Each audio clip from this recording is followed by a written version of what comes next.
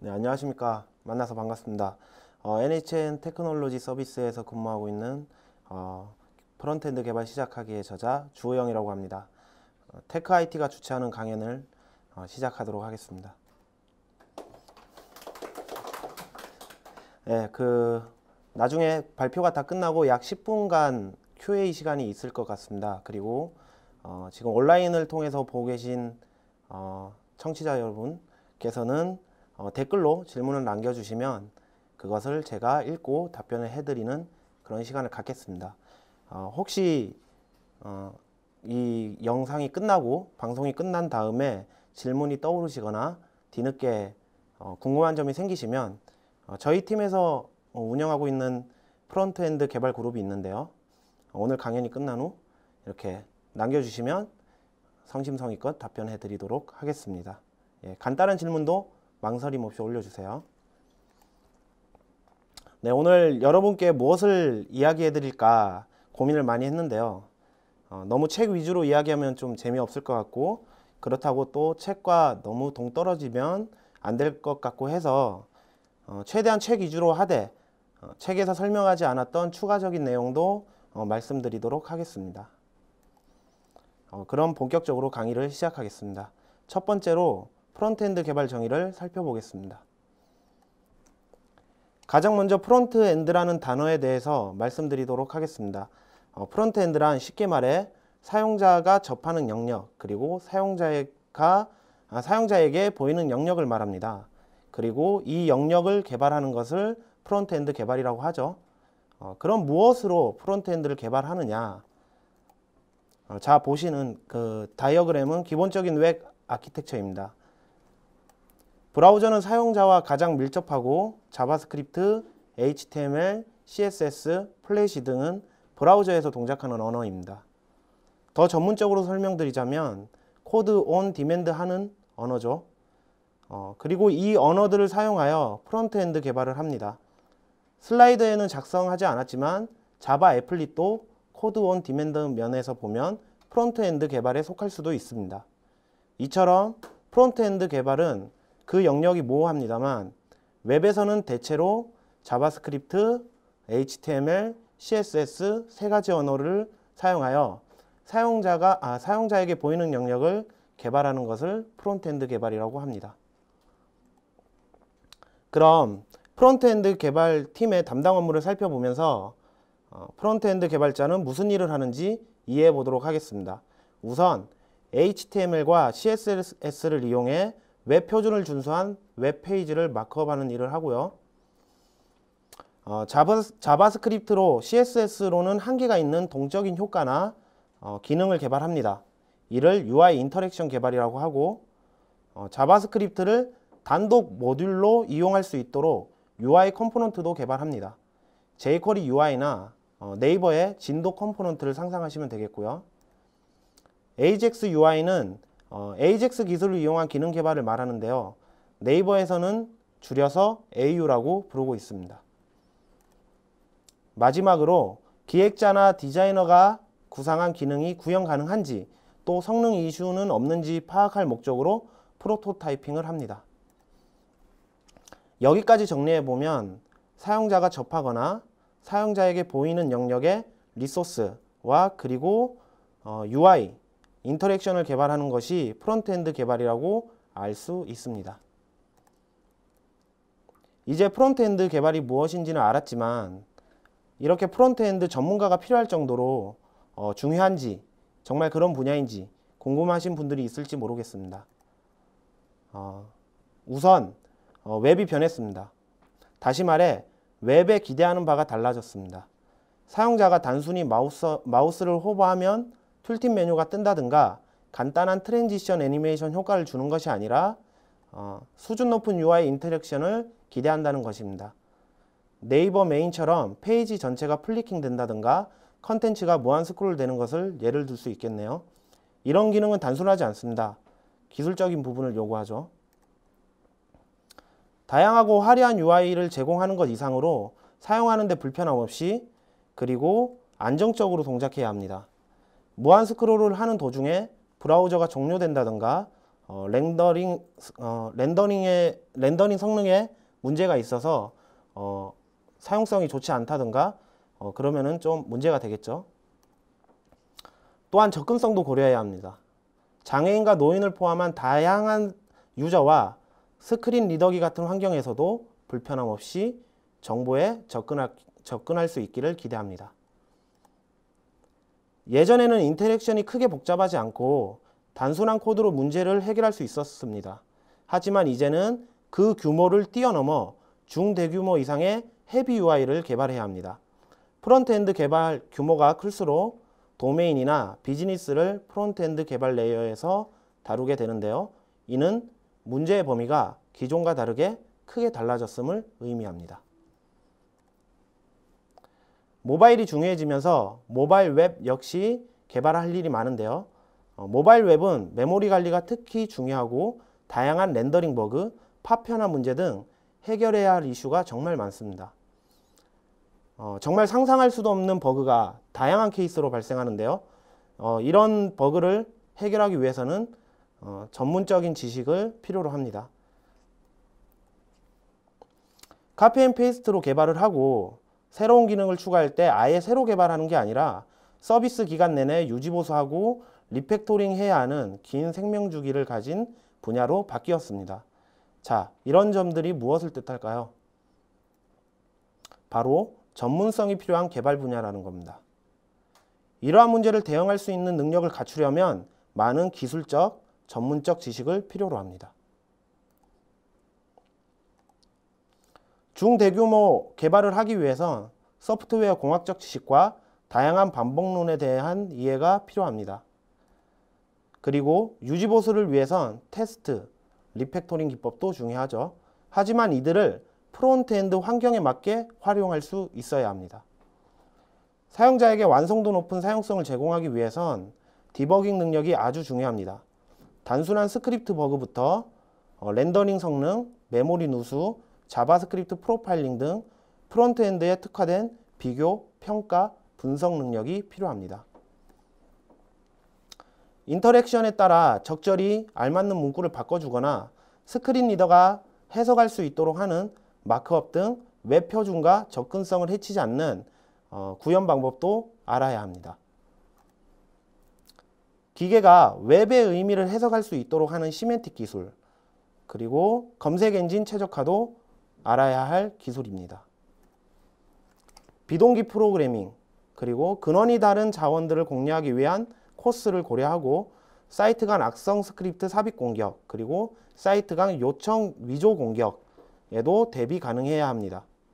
비동기 프로그래밍은 금방 익숙해질 수 있다고 생각할 수 있지만 동기에서 비동기로 완벽한 패러다임 스위칭은 의외로 비용이 크고 비동기 코드를 읽기 쉽게 작성하는 일 또한 만만치 않습니다. 자바스크립트, CSS, HTML에 대한 심도 있는 이해가 필요합니다. 브라우저의 렌더링 엔진과 자바스크립트 엔진의 동작 방식도 이해할 필요가 있습니다. 이처럼 현대의 웹을 개발하기 위해선 공학적 지식, 전문성이 요구됨을 알 수 있습니다. 기획자는 사용자의 요구를 충족하기 위해 고수준의 UI를 기획하지만 이를 실현할 전문성을 갖춘 팀이나 개발자가 없다면 안 되겠죠. 자, 지금까지 프론트엔드 개발이 무엇인지 또 왜 중요한지 이해해 보았습니다. 그렇다면 프론트엔드 개발을 포함한 전체 개발 프로세스를 살펴보도록 하겠습니다.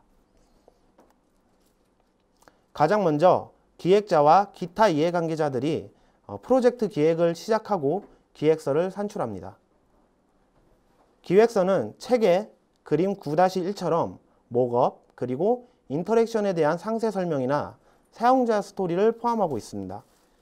기획서의 분량은 서비스에 따라 조금씩 다른데 적게는 몇십 페이지부터 많게는 몇백 페이지까지 생산됩니다.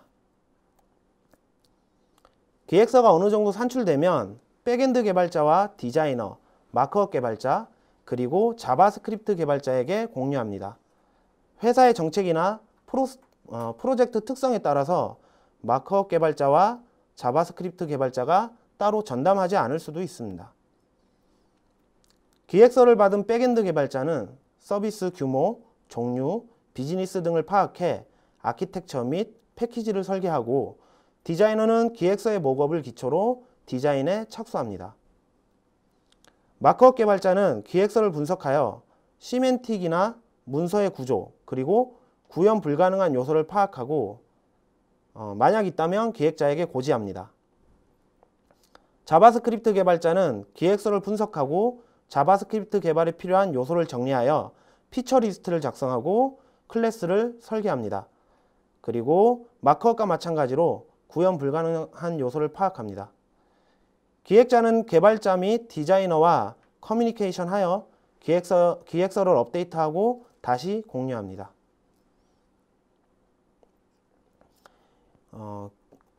기획서의 목업을 기초로 디자인 산출물이 나오면 마크업 개발자에게 공유합니다. 디자인의 산출물은 보통 PSD 파일이 되겠죠. 마크업 개발자는 디자인 산출물을 전달받아 마크업 작업에 본격적으로 착수합니다. 백엔드 개발자와 자바스크립트 개발자는 설계와 기획서 분석 작업을 지속적으로 진행합니다. 기획서가 어느 정도 수준에 오르면 보통 프리즈하지만 개발 중간중간 산출물 시연을 통해 다시 수정하기도 합니다. 시연은 보통 이터레이션 마지막에 시행합니다. 도표에는 생략되어 있는 스펙 분석, 일정 추산 등의 내용은 뒤에서 자세히 설명드리도록 하겠습니다. 마크업 작업이 완료되어 마크업 산출물인 CSS와 HTML이 나오면 백엔드 개발자와 자바스크립트 개발자에게 전달합니다. 백엔드 개발자는 적절하게 뷰에 페이지를 부착하고 자바스크립트 개발자는 UI 개발을 위한 리소스로서 활용합니다. 자바스크립트 개발이 완료되면 산출물을 백엔드 개발자에게 전달합니다.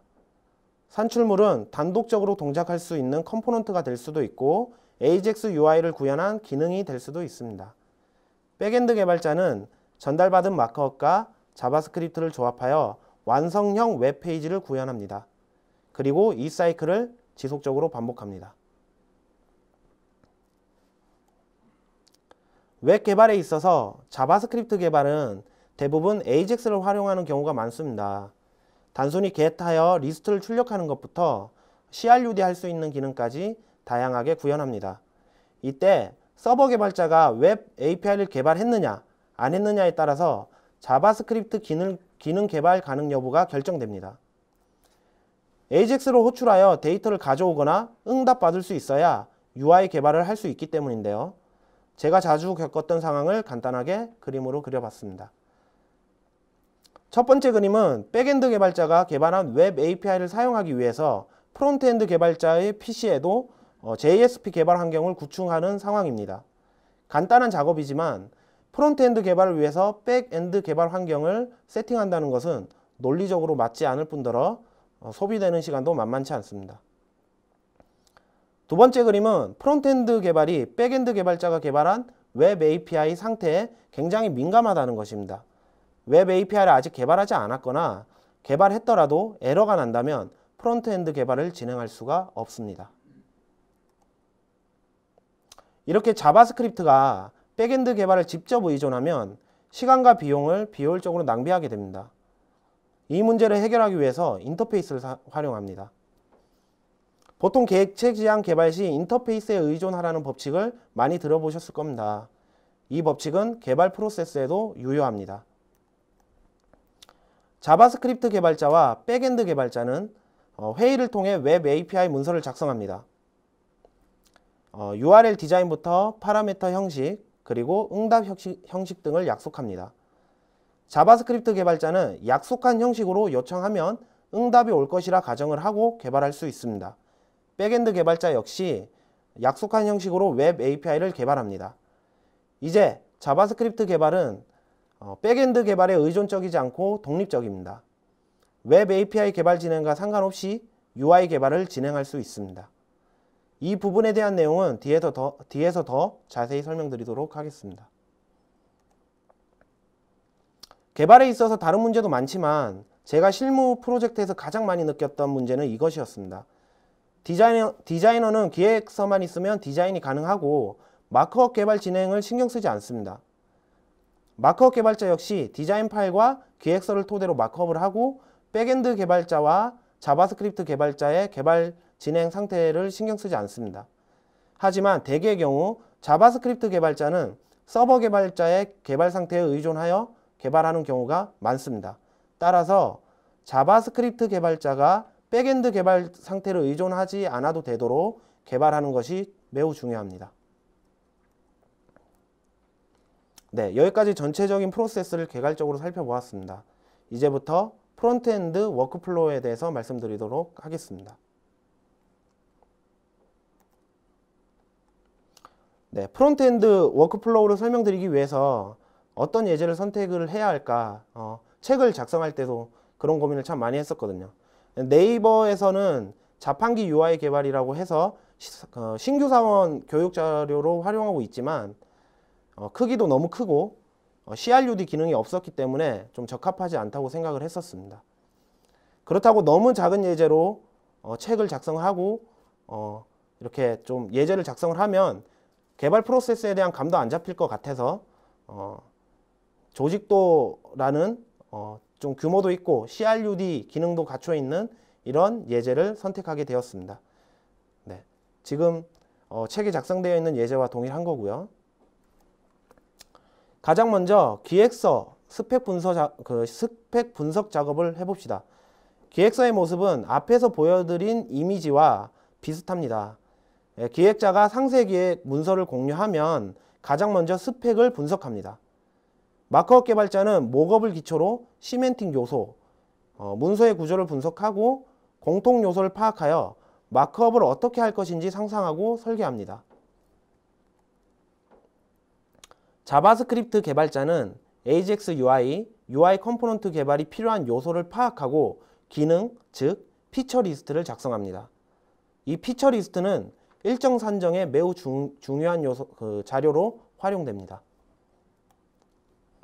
그리고 마크업과 자바스크립트 공통적으로 구현 불가능하거나 일정 내 구현하기 힘든 기능을 파악하여 기획자나 기타 이해관계자들에게 고지합니다.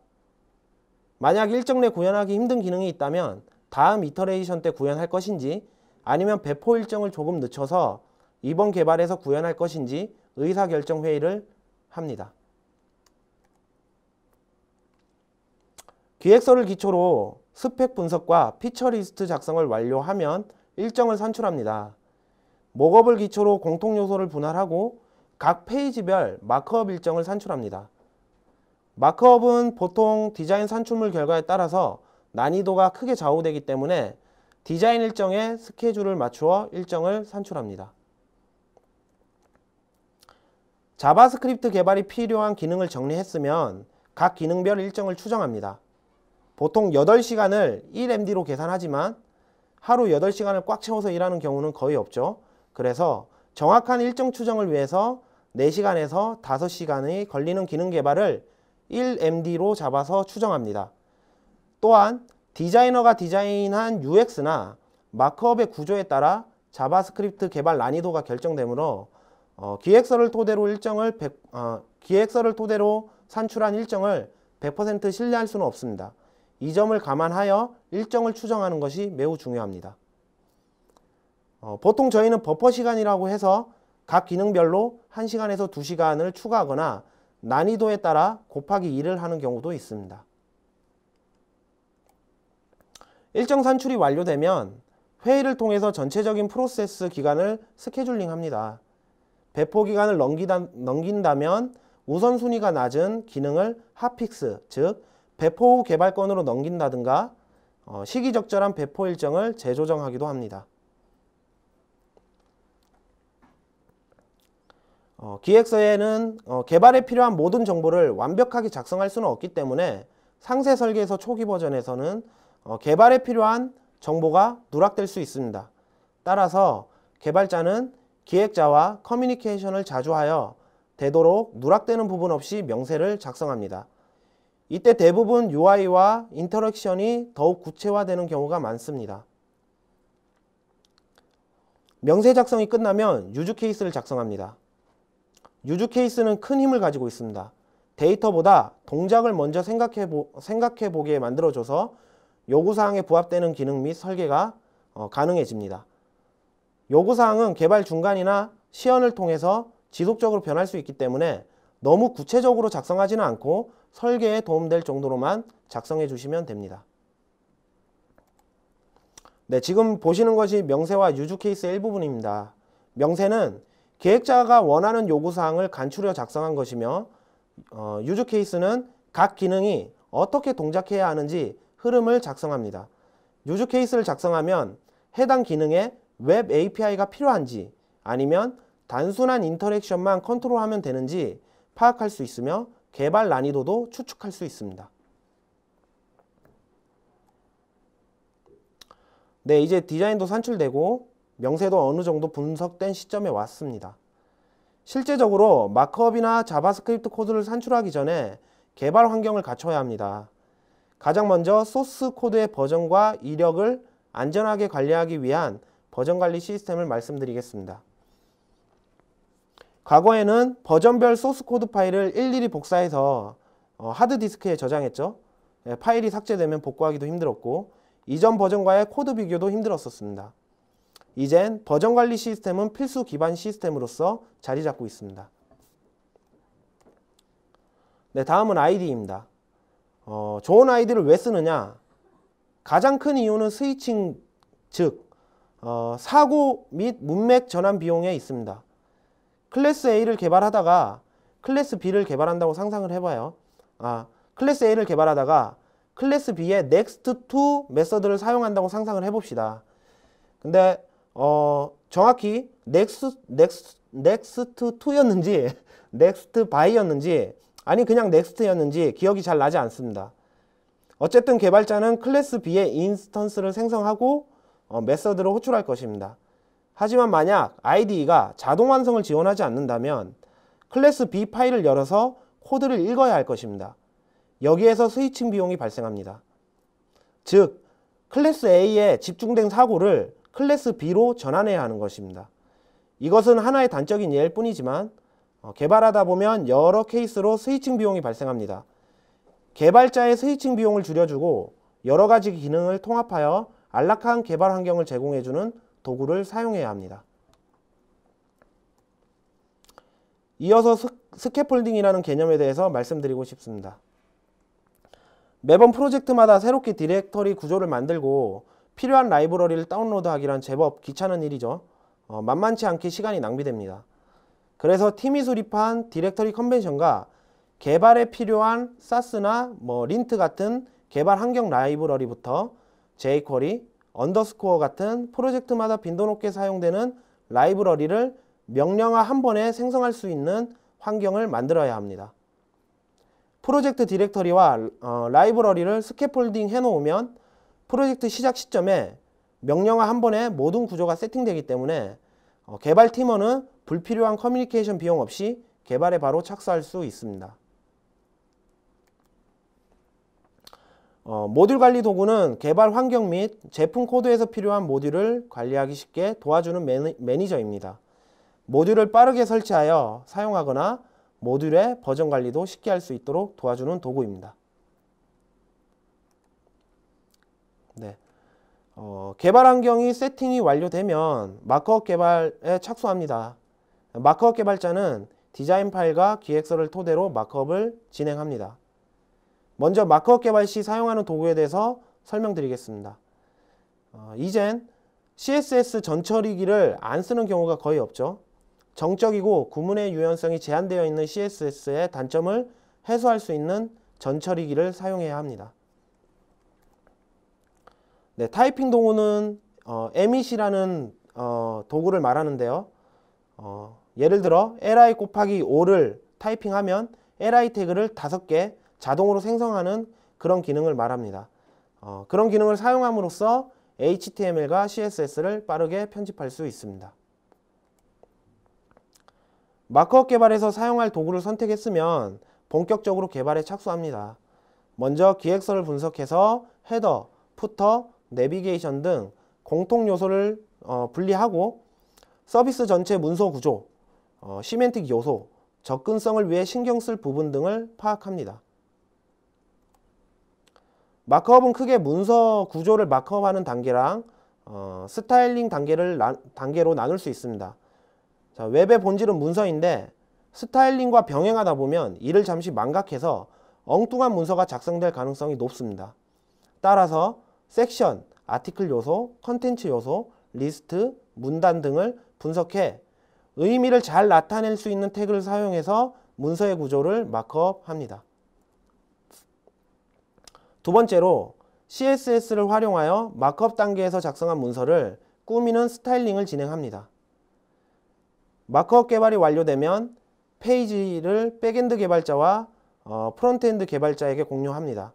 공유 방법은 사내에서 자체 개발하여 사용하는 마크업 배포 시스템이 있는데 최근에는 저장소로 Git을 사용하면서 Git 저장소 주소만 공유하기도 합니다. 각 개발자는 그래서 자기의 로컬 환경에서 풀 받아서 필요한 마크업 페이지를 사용하는 그런 구조가 되겠습니다.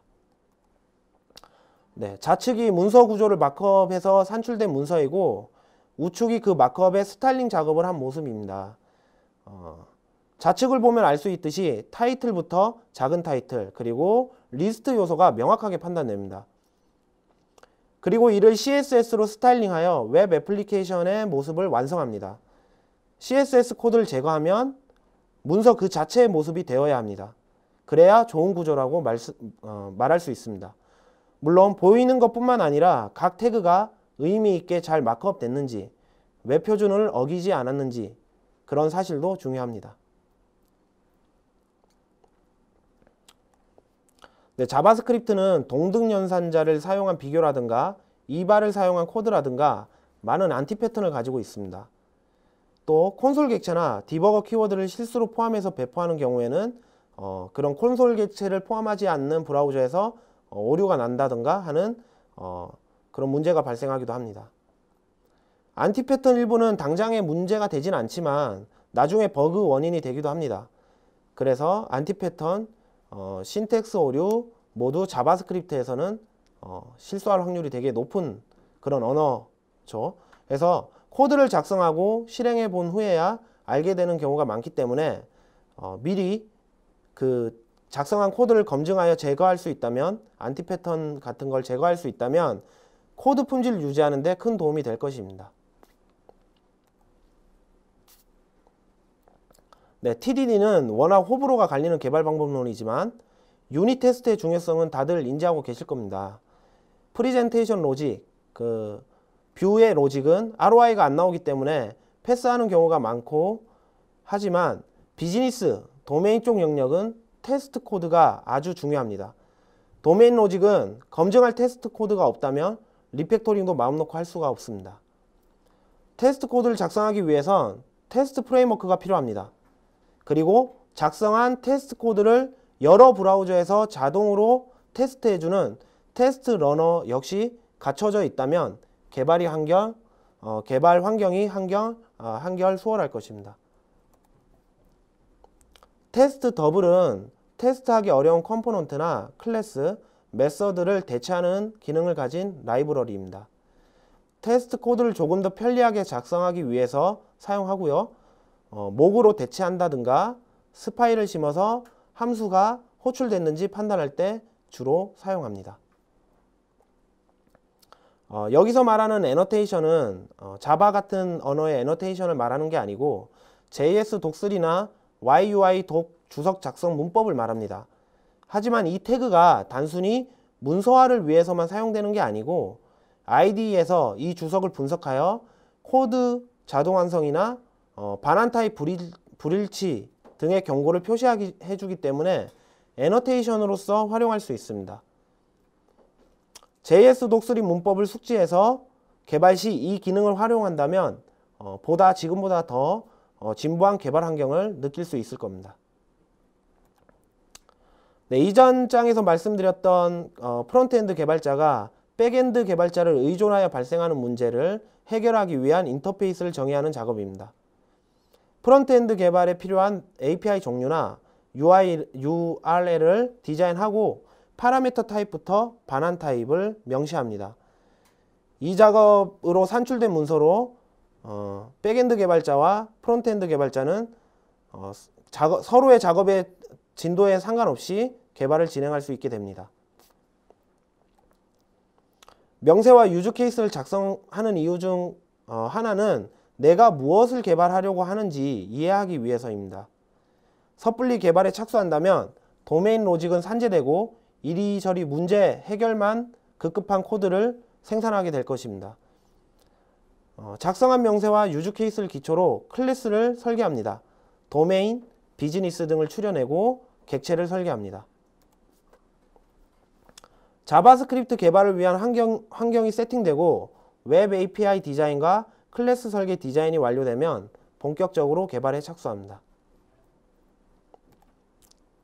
오른쪽은 명세와 유즈 케이스를 토대로 조직도 모듈을 설계한 클래스 다이어그램입니다.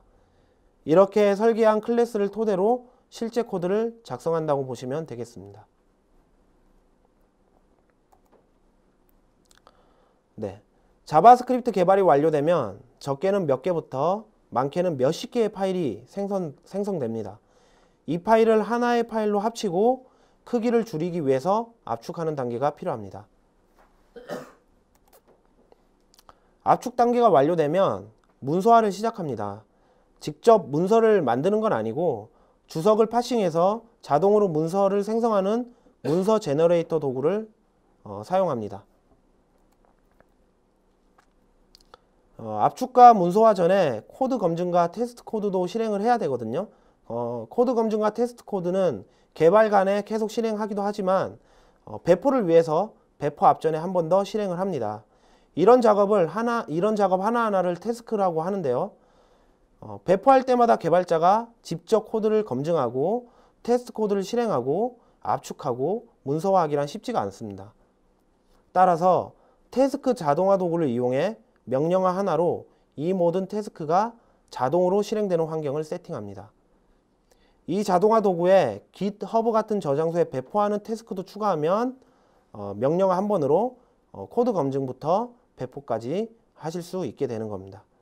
만약 코드 검증 태스크가 실패하면 그 하위 태스크가 모두 동작하지 않기 때문에 코드의 신뢰도도 높일 수가 있습니다. 네, CI Continuous Integration, 네, 즉 지속적인 통합을 말합니다. 태스크 자동화는 대개 개발자 로컬 환경에서 실행되는 경우가 많습니다. 그럼 개발자가 코드 품질 검증 태스크를 빼놓고 바로 저장소에 푸시할 수 있다는 문제가 있습니다. 그러면은 코드의 신뢰도가 깨지게 되는 거죠. CI 서버를 구축하고 그 서버에 통합하면 CI 서버가 태스크를 직접 실행하여 문제가 있는 코드는 통합하지 않음으로써 코드의 신뢰도와 서비스의 안정성을 더욱 향상시킬 수가 있습니다.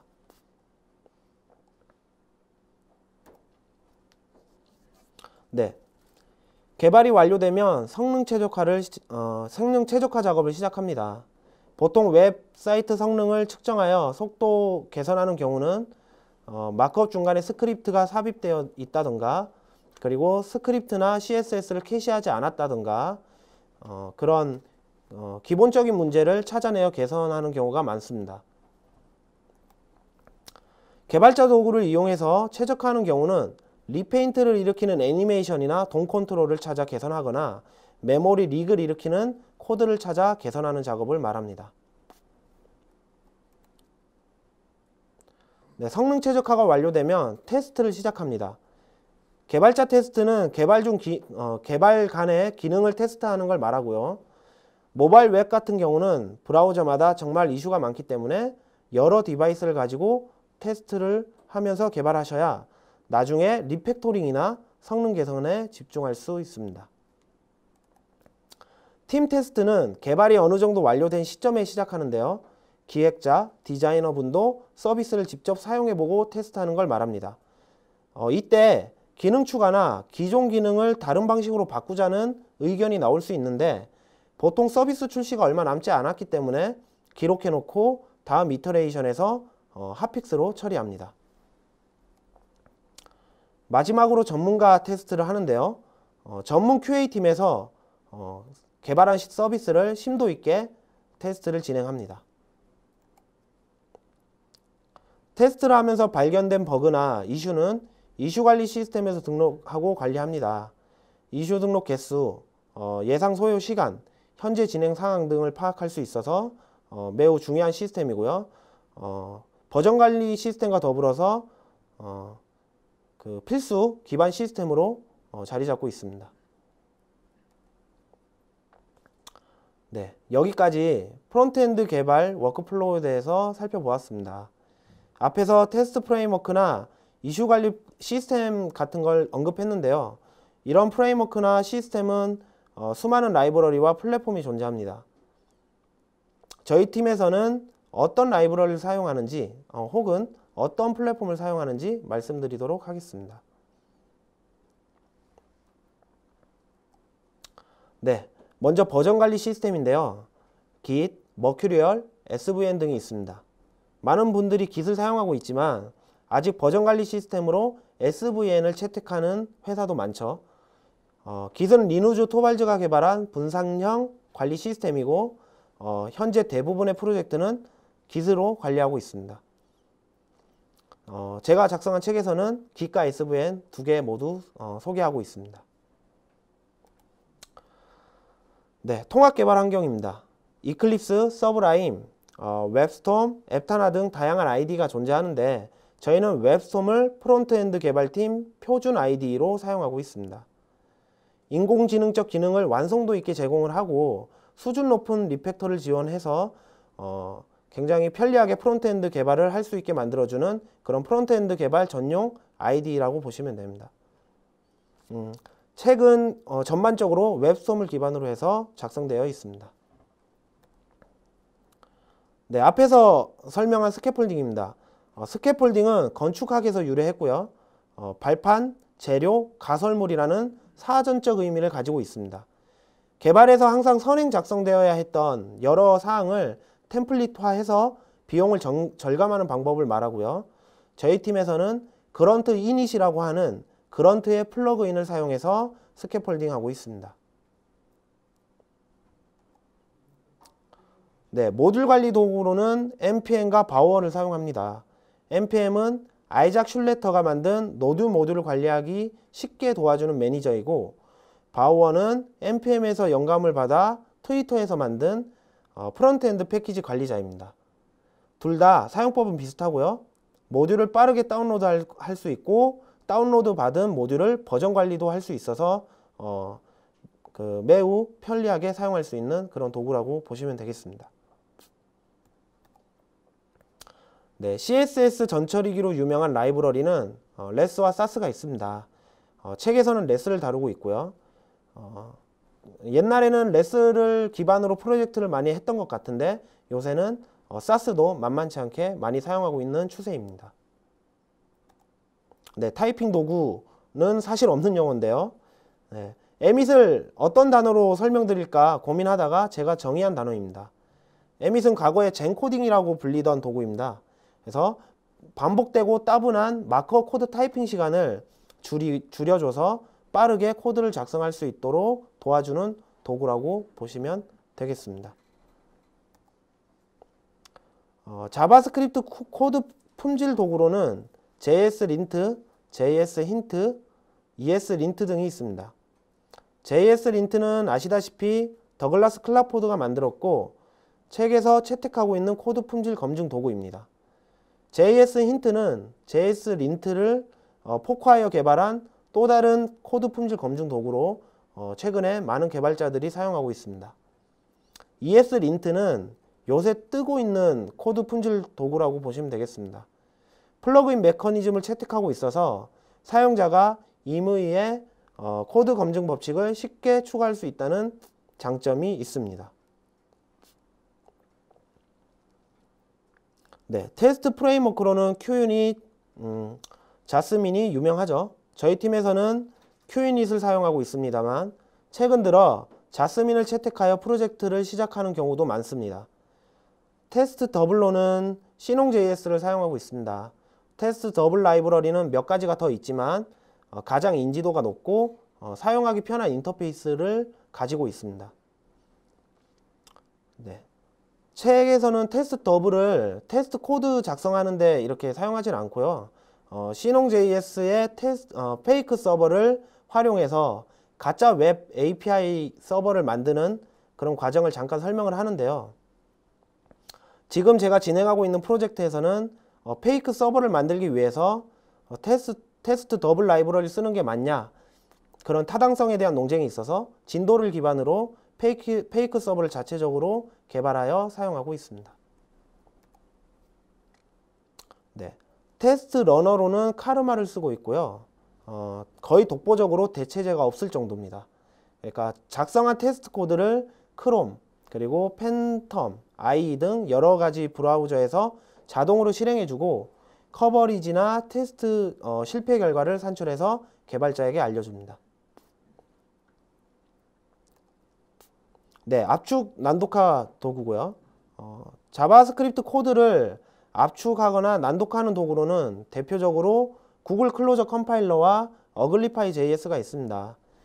구글 클로저 컴파일러는 자르 파일로 제공돼서 엔트로 태스크를 관리하는 자바 환경에서 많이 사용하고 있고요.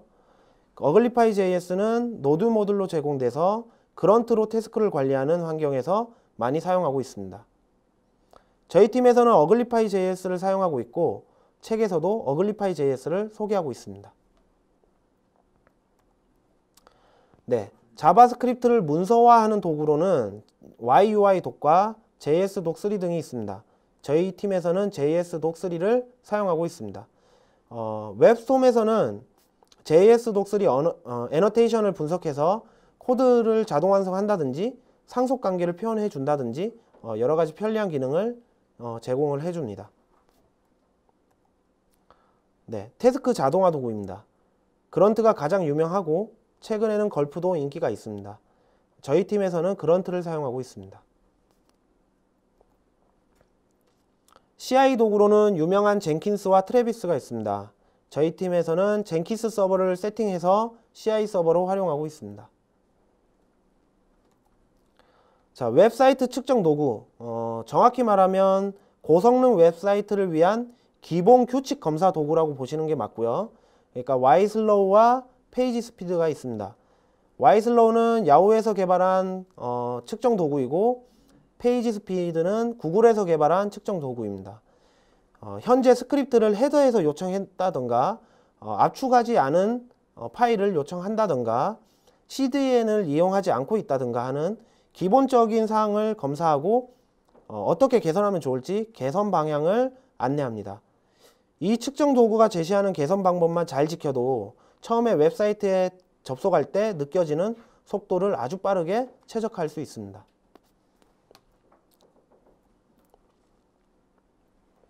네, 개발자 도구로는 파이어폭스와 크롬을 주로 사용하고 있습니다. 상단은 파이어폭스의 개발자 도구고 하단은 크롬의 개발자 도구인데요. 네트워크, 프로파일링, 타임라인 탭 등을 이용해서 메모리 리기나 네트워크상의 문제점을 찾아내어 개선합니다. 책에서는 이 디버깅 도구를 아주 깊게 소개하진 않지만 충분히 활용할 수 있을 정도로 소개해드리고 있습니다. 네, 이슈관리 시스템입니다. 지라가 거의 독점을 하고 있죠. 그리고 무료임에도 좋은 사용성을 제공해주는 레드마인이 있습니다. 대부분의 회사에서는 지라를 사용하고 있다고 보시면 되겠습니다. 네, 여기까지 프론트엔드 개발 워크플로우에 대해서 말씀드렸습니다. 그리고 이제 프론트엔드 개발이 무엇인지, 왜 중요한지, 전체적인 프로세스는 어떻게 흘러가는지 어느 정도 이해하셨으리라 생각합니다. 네, 앱의 등장으로 사용자는 더 매끄럽고 미려한 UI를 기대하게 됐습니다. 그리고 사용자는 충분히 서비스가 안정적으로 동작하길 원합니다. 기획자와 디자이너는 더 나은 UX를 디자인하고 웹에서 구현되기를 희망합니다. 그리고 관리자는 빠르게 이슈 없이 서비스가 출시될 수 있기를 요구합니다. 자, 이 모든 게 우리 프론트엔드 개발자 손에 달려 있습니다. 프론트엔드 개발의 가치를 인정합니다. 네, 제가 준비한 내용은 여기까지입니다. 경청해 주셔서 감사합니다. 네, 이제 좀 자유롭게 질문 Q&A 시간을 갖도록 하겠습니다. 질문이 있으신 분은 손을 들어서 질문을 해주시면 되겠고요.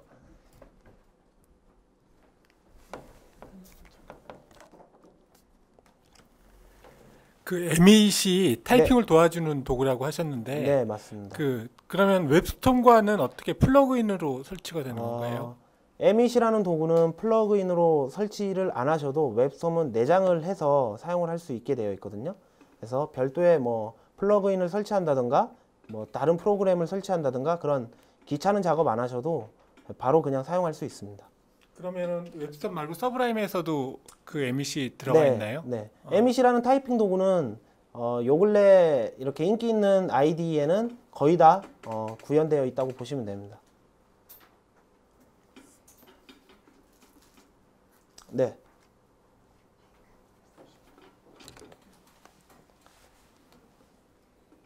네. 아, 네. 그렇군요. 네, 또 추가적인 질문 받겠습니다. 질문 있으신 분 손 들어주시면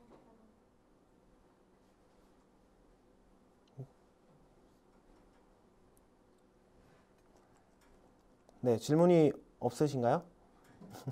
궁금한 거 아무거나 뭐 사소한 것도 괜찮아요. 책은 얼마 만에 쓰신 건가요? 아, 최근 또 비하인드 스토리가 있는데 저 처음에 3개월을 예상했었어요. 3개월 만에 쓸 수 있겠다 했는데 그게 이제 한 달이 딜레이 되고 두 달이 딜레이 되고 해서 1년 정도 쓴 것 같습니다.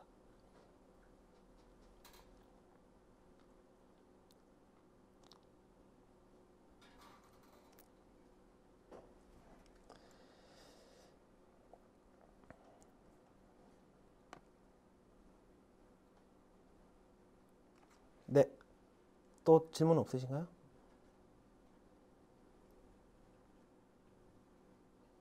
다음 카카오 네, 출발했지 않습니까? 예. 그 이제 어떻게 보면은 네이버하고 라이벌이 될 수도 있는데 아, 그렇죠. 그 예. 출발에 대해서 네이버 사내에서는 네. 어떤 식으로 생각을 하고 어떻게 반응을 하려고 준비를 하고 있는지. 이게 제 발언이 저희 회사를 대표하는 발언은 아닙니다. 그래서 그거를 감안하셔서 들어주셨으면 좋겠고요. 그냥 제가 느끼고 있는 그런 그냥 개인적인 의견이라고 생각하시면 됩니다. 그래서 개인적으로 제가 느끼고 있는 거는 그렇게 크게 뭐 특별히 다음 카카오를 견제하면서 어떤 뭐 제도적인 거나 뭐 여러 가지 뭐 서비스를 더 고도화한다던가 뭐 이런 다음 카카오를 의식해서 하고 있는 거는 크게 없는 것 같습니다. 저희는 이제 계속 저희가 추구하는 가치를 계속 이렇게 하고 있는 그런 느낌입니다. 예.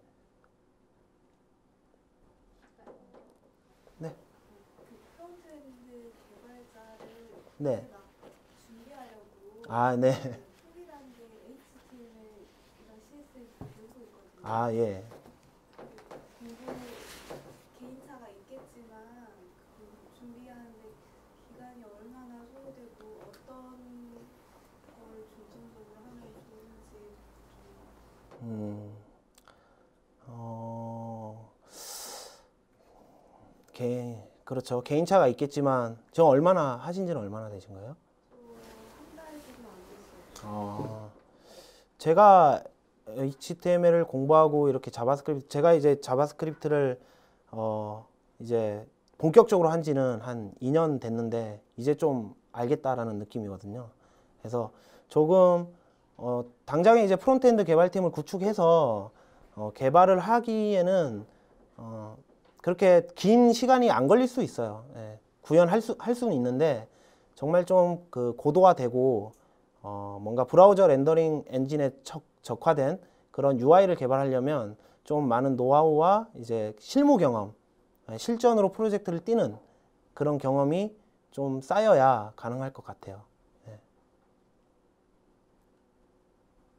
네. 프론트엔드에 대한 관심이 있는 아, 예, 예. 그래서 그 되게 막연히 막연하게 좀 뭐지 그 구성이 다가와서요. 이걸 개발하는데 그 프론트엔드를 하는데 뭐 마크업 하시는 분도 있고 디자인 하시는 분도 있고 아, 그렇죠. 기획자도 있고 네. 자바스크립트 이거 하시는 분이 있으면 보통 몇 명의 규모에서 이거를 진행을 하는 거예요? 프로젝트 특성에 따라서 다르거든요. 그래서 뭐 정말 큰 개발을 한다면 정말 많은 개발자들이 투입되는 경우도 있고, 그래서 보통 이제 프로젝트 하면은 뭐 한 명씩 기획자 한 명, 디자이너 한 명, 뭐 PM 한 명, 서버 개발자분들 한 두세 명, 그리고 마크업 개발자 규모에 따라서 또 한두 명, 자바스크립트도 규모에 따라서 뭐 두세 명 이런 식으로 팀을 구성해서 대개의 경우는 그렇게 프로젝트를 진행하는 것 같습니다.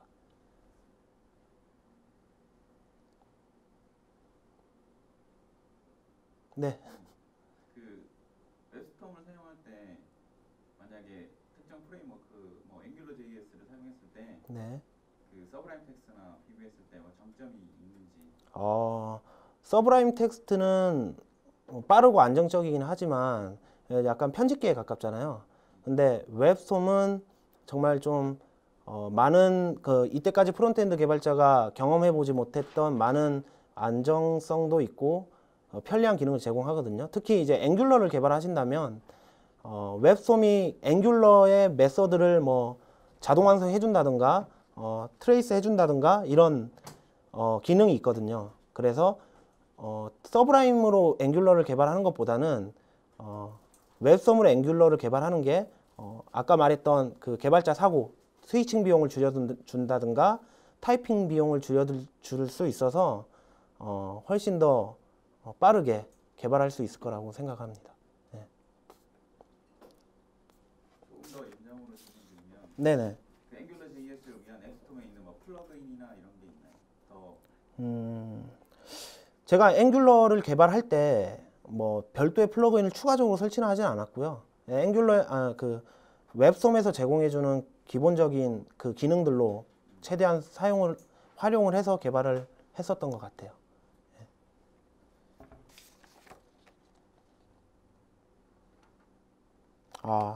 네.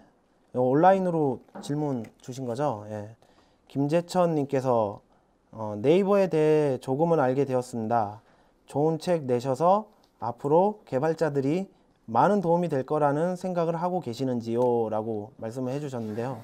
네. 네.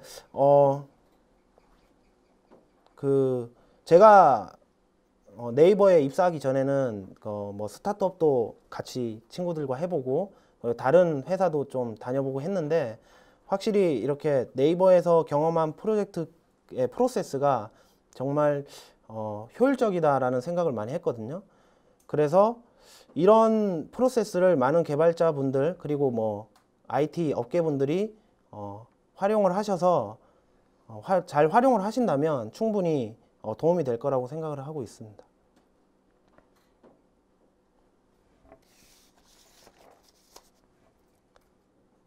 네, 질문 이제 더 없으시면 이렇게 준비한 강연을 종료하도록 하겠습니다. 네, 감사합니다.